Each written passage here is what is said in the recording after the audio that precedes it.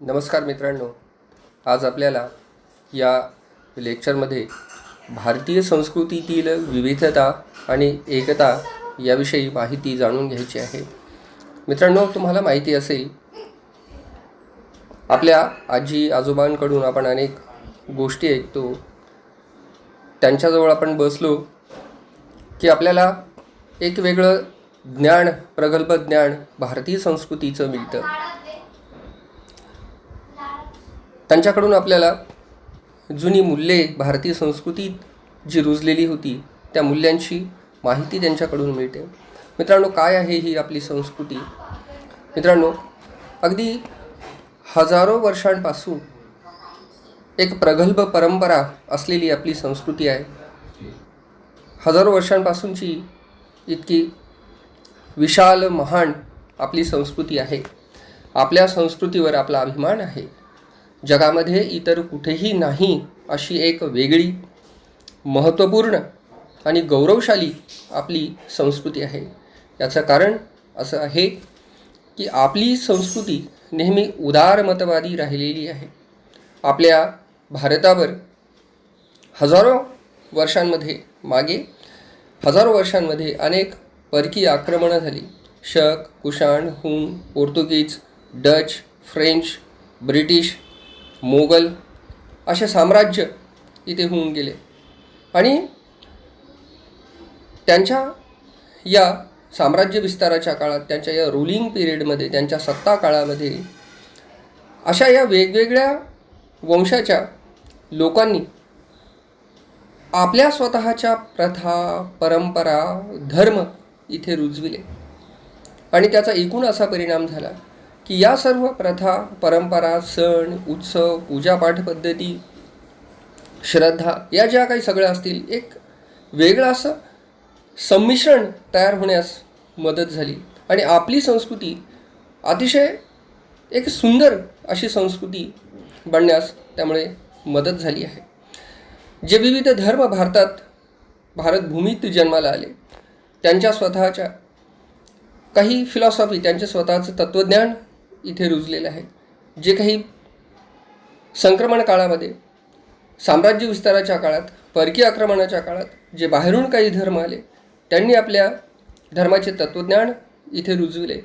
आणि मित्रांनो, की अतिशय या सर्व एकूणच विचार केला या सर्व बाबींचा, तर असं लक्षात येतं की आपली संस्कृती एक सुंदर अशी, एक जशी फुलदाणी असते आणि त्यामध्ये जे विविध रंग असतात आणि ते शोभून दिसते, तशी आपली संस्कृती या सर्व धर्माच्या तत्त्वज्ञानाने, सर्व वंशाच्या तत्त्वज्ञानाने आणि त्यांच्या प्रथा, परंपरा, सण, उत्सव, पूजापाठ पद्धती, श्रद्धा या सगळ्या तत्वांमुळे आपली संस्कृती अतिशय प्रगल्भ आणि सुशोभित बनण्यास मदत झाली आहे. तर ही अशी आपली संस्कृती आहे. मित्रांनो, एका मुद्द्याच्या साहाय्याने आपण विश्लेषण केलं तर आपल्या असं लक्षात येते की जी संस्कृतीतील विविधता आहे त्यामध्ये आपण पहिल्यांदा बघू की भारतामध्ये जे वेगवेगळे धर्म आहेत, त्या धर्मातील प्रथा, परंपरात कशा विविधता आहे आणि त्या विविधता असूनसुद्धा त्यामध्ये कशी एकता आहे. तर हे सगळे वेगवेगळे धर्म, म्हणजे जैन, बौद्ध धर्म, शीख धर्म हे भारतीय भूमीत जन्माला आलेले धर्म आहेत. हिंदू धर्म हा मूळचा धर्म. त्यानंतर पारसी, ख्रिश्चन, मुस्लिम हे आक्रमण काळात रुजलेले धर्म आहेत.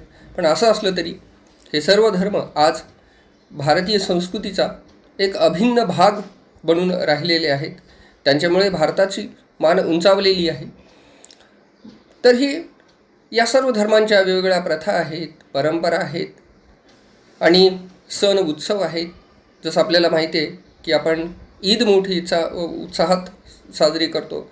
दसरा, दिवाळी, रक्षाबंधन आपण मोठ्या उत्साहात साजरा करतो. तद्वतःच बुद्ध जयंती, महावीर जयंती, डॉक्टर बाबासाहेब आंबेडकरांची जयंती आपण साजरी करतो. नाताळ हा सण आहे, तो आपण ख्रिश्चन धर्माचा सर्व भारतभर आणि सर्वच धर्मीय एकत्र येऊन हे सर्वच सण, उत्सव आपण साजरे करतो. मित्रांनो, तुम्हाला माहिती आहे की महाराष्ट्रामध्ये गणेश उत्सव आहे.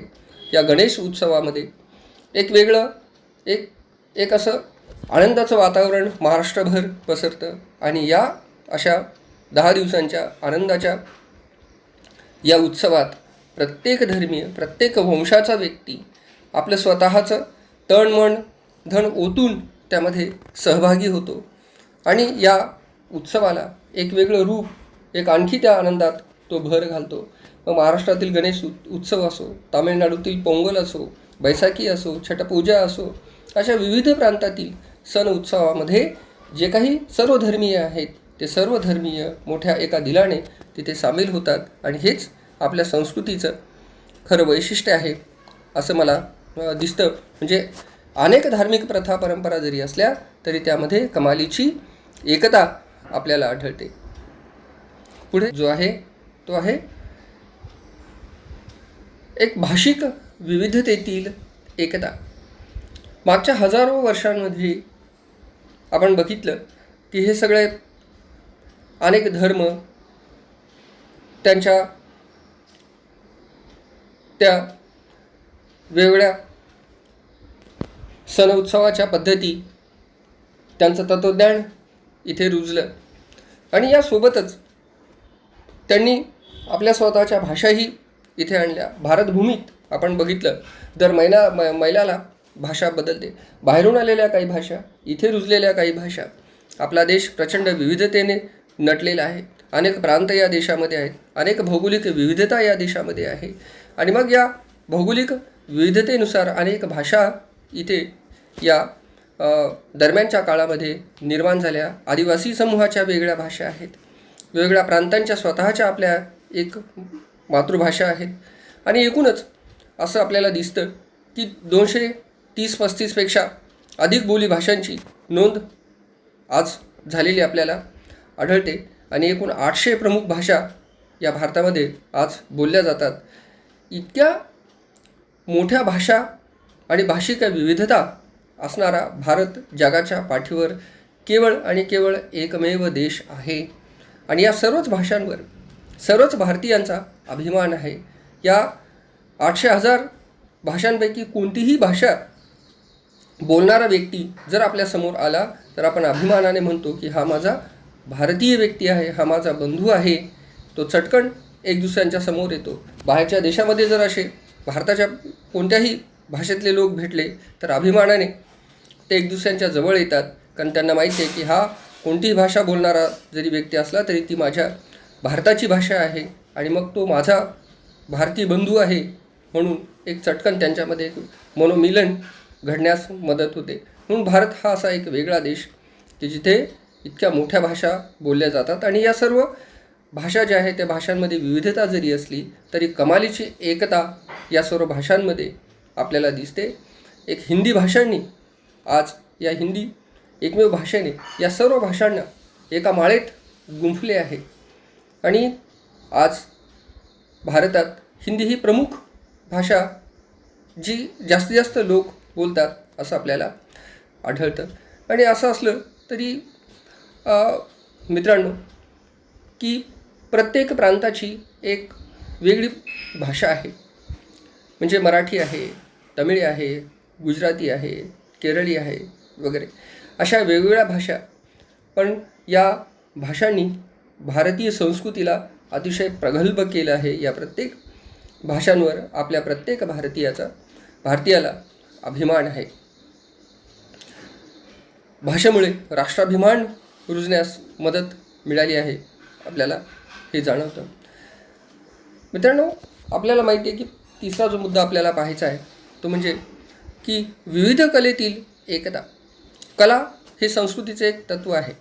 मग ते नृत्यकला असेल, गायनकला असेल, पाककला असेल, स्थापत्यकला असेल, अशा हजारो कला, ड्रॉइंग असेल, चित्रकला असेल, अशा हजारो कला आपल्याला पाहायला मिळतात आणि आपल्याला अभिमान आहे की या सर्व कला या हजारो वर्षांपासून आपण जोपासत आलो आहोत. भारतामध्ये स्थापत्यकलेचे जे उत्कृष्ट नमुने आहेत ते जगामध्ये कुठेही नाही. आपला ताजमहल आहे, स्थापत्यकलेचा तो उत्कृष्ट नमुना आहे. मोगल सम्राटांच्या काळामध्ये या कला, या स्थापत्यकला ज्या जोपासल्या गेल्या त्याचं प्रतिबिंब आजही आपल्याला पाहायला मिळतं. ताजमहल आपल्या भारताची शान आहे. त्यानंतर आपण पाहतो की ब्रिटिश काळामध्ये मुंबईला जे रेल्वे स्टेशन आहे ते ब्रिटिश स्थापत्यकलेचा तो नमुना आहे. ताजमहल इस्लाम स्थापत्यकलेचा नमुना आहे. हिंदू स्थापत्यकलेचा आपल्याला माहिती आहे की वेगळ्या लेण्या आहेत. तर हे असं या सर्व स्थापत्यकलांनी भारताला आणि भारताच्या संस्कृतीला अतिशय प्रगल्भ बनवलं आहे. इतकी विविधता स्थापत्यकलेतील जगात कुठेही आपल्याला सापडत नाही. म्हणूनच एक आपल्याला या स्थापत्यकलेबद्दल खूप अभिमान वाटतो. तसंच आपल्याला माहिती आहे की प्रसिद्ध शहनाई वादक खान ज्यांचं नाव आहे म्हणजे उस्ताद बिस्मिल्ला खान हे उत्कृष्ट शहनाई वादक आहेत. जगात ते प्रसिद्ध आहेत. आणि म्हणून भारतातल्या कोणत्याही जाती धर्माच्या व्यक्तींना त्यांच्यावर तितकाच मोठा अभिमान आहे. तबला वादक जे आहेत जे झाकीर हुसेन आहेत जगात ते प्रसिद्ध आहेत. उत्कृष्ट तबला ते वाजवतात. प्रत्येक भारतीयाची ती शान आहे. आपल्या सर्वांना त्यांच्याबद्दल अभिमान आहे. जगात ते आपलं नाव रोशन करत आहेत. एवढंच नव्हे तर लता मंगेशकर उत्कृष्ट गायिका आहेत. त्यांच्या गायिकांना म्हणजे त्यांच्या त्या गीतांना भारतात आणि भारताच्या बाहेरूनही भरभरून प्रतिसाद दिला जातो. ज्यावेळेस आपण त्यांचे गाणे ऐकतो त्यावेळेस आपण हिंदू आहोत, मुस्लिम आहोत, ख्रिश्चन आहोत, जैन आहोत, बौद्ध आहोत हे सगळं आपण विसरून जातो. आपण कोणत्या जातीचे आहोत, आपण कोणत्या वंशाचे आहोत, आपण आणखी कुठल्या प्रदेशाचे आहोत हे सर्व आपण विसरून जातो आणि त्यांच्या त्या गाण्यामध्ये आपण तल्लीन होऊन जातो. एक भारतीय व्यक्ती म्हणून तल्लीन आपण त्यांचे गाणे ऐकताना होतो आणि आपल्याला तितकाच अभिमान वाटतो की लता मंगेशकरसारख्या व्यक्ती आपल्या भारताच्या आहेत. मित्रांनो, तर हे अशा विविध कला आपल्या भारतामध्ये त्या जोपासल्या आहेत. आदिवासींच्या विविध कला आहेत, नृत्यकला आहेत आणि ह्या फक्त ते ज्यावेळेस या कला आपल्याला दिसतात विविध माध्यमातून आदिवासींच्या, तर आपल्याला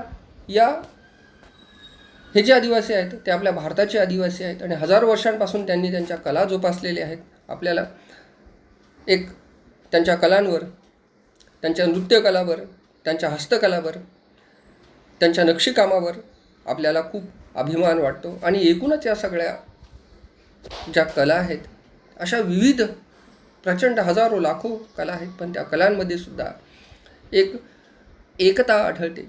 प्रत्येक भारतीयाला त्या कलांवर एक अभिमान आहे कारण त्या कला भारताच्या स्वतःच्या अशा कला आहेत. त्यानंतर मित्रांनो, आपल्याला पुढचा जो मुद्दा पाहायचा आहे तो आहे की विविध वंशातील एकता. वंश म्हणजे काय?